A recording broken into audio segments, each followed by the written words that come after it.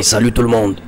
Il n'y a pas longtemps, j'ai publié un post sur Facebook dans lequel j'ai expliqué pourquoi Arnold n'avait pas la meilleure génétique. Bref, ce post a fait beaucoup de mécontents.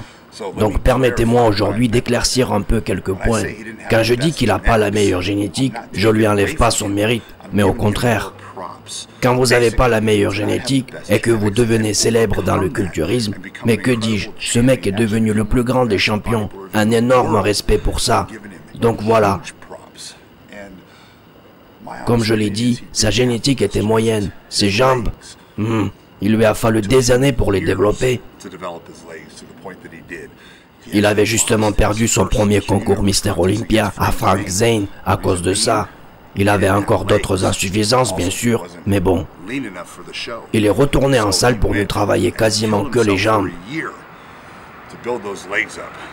En réalité, il est allé voir Reg Park pour lui dire « Reg, je prépare le concours de l'année suivante. Comment tu me conseillerais de travailler mes jambes ?» Reg lui a dit « Arnold, tu sais très bien quel est ton problème.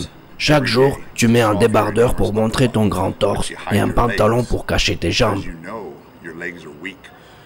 C'est pour ça que maintenant tu vas t'entraîner toute l'année ensuite et en short. Je veux que tout le monde voit tes jambes et que tout le monde se moque de toi.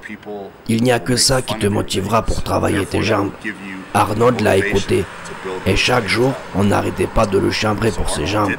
Car il avait vraiment un sacré retard à ce niveau. Chaque jour, il se servait des moqueries des autres pour travailler férocement ses jambes. Et ça a donné ses fruits. Il a corrigé son défaut et l'année suivante, il était devenu Mister Olympia. Maintenant, permettez-moi de citer quelques gars avec une bonne génétique. Flex Wheeler, Kevin Levrone, Sergio Oliva, Phil Heath. Tout le monde sait qu'il se dit être gâté par la nature. C'est vrai, il a une génétique parfaite. Toutes ses parties du corps sont phénoménales. On dirait qu'il a aucun point faible.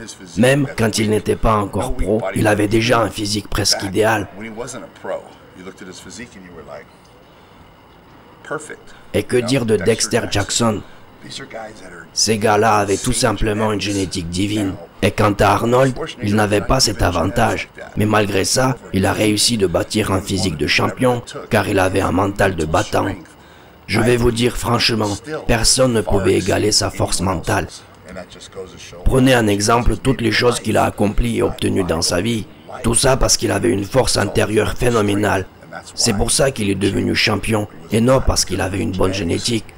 Bref, je suis là à vous dire qu'Arnold n'avait pas la meilleure génétique, mais malgré ça, pour moi, il reste l'un des meilleurs culturistes de tous les temps, parce que son mental d'acier lui a permis de franchir des obstacles et de devenir un champion légendaire.